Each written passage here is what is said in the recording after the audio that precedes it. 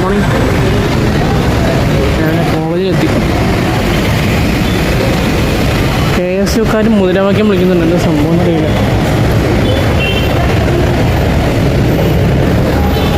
ഒന്നും കാണാനും പറ്റില്ല. ഞാനത് കേട്ടോണ്ടെങ്കിൽ പുറത്തേക്ക് ഇറങ്ങിയതാണ്. ക്ലാസ്സിലായിരുന്നു. അപ്പോൾ ക്ലാസ് തുടങ്ങിയിട്ടില്ല.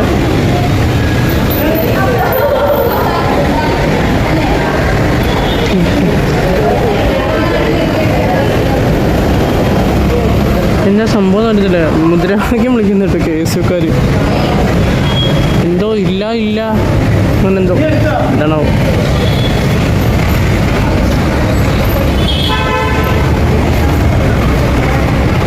താഴെ പണി നടക്കുന്നുണ്ടോ?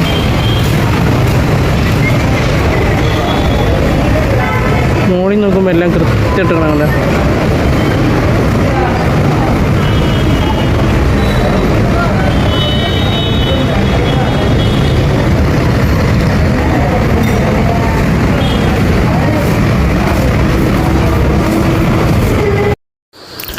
നേരത്തെ മുദ്രാവാക്യം കേട്ടത് ഇന്ന് ഉമ്മൻചാണ്ടി അനുസ്മരണ ദിനമായിരുന്നു. അതാട്ടോ ഇപ്പം ഞാൻ ഈ കാണിക്കുന്നതാണ് റോളിംഗ് കെയിൻ.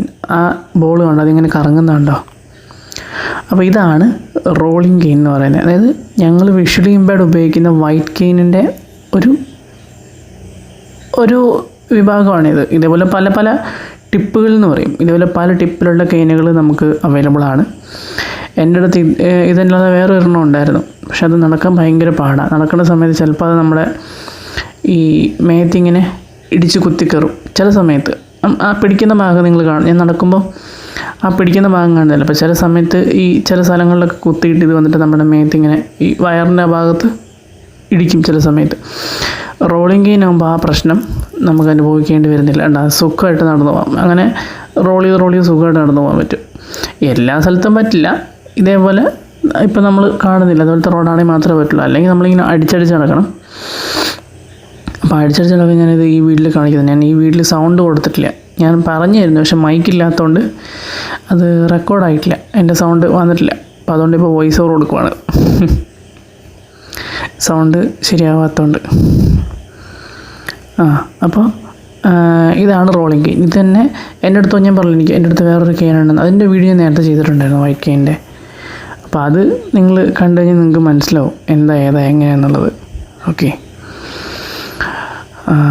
എങ്ങനെയാണ് ഇതിൻ്റെ പരിപാടി എന്നുള്ളത് നിങ്ങൾക്കത് മനസ്സിലാവും. വൈറ്റ് കെയിൻ എന്ന് പറഞ്ഞു കഴിഞ്ഞാൽ സിമ്പിളാണ്. ഞങ്ങൾ കാഴ്ച പരിമിതരുടെ ഒരു കണ്ണെന്ന് വേണേൽ വിശേഷിപ്പിക്കാം. ഏതാ ഇഷ്ടം ആ വൈറ്റ് കെയിൻ ഉണ്ടെങ്കിൽ നമുക്ക് എവിടെ വേണമെങ്കിലും പോകാൻ പറ്റും. അതാണ് ഞങ്ങളുടെ ഒരു ഗുണം എന്ന് പറയുന്നത്. മനസ്സിലായോ?